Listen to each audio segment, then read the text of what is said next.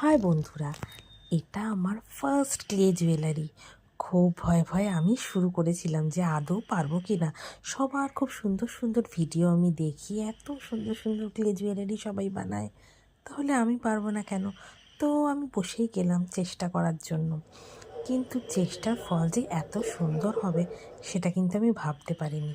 ধীরে ধীরে ধীরে ধীরে এটা বানাতে তো 4-5 দিন সময় লেগেছে, কিন্তু যখন ফিনিশিংটা হলো তখন আমি নিজেই অবাক হয়ে গেছি। আমি এতদিন জুয়েলারি কিনে পড়েছি, আমি নিজেই এত সুন্দর জুয়েলারি বানিয়ে ফেললাম।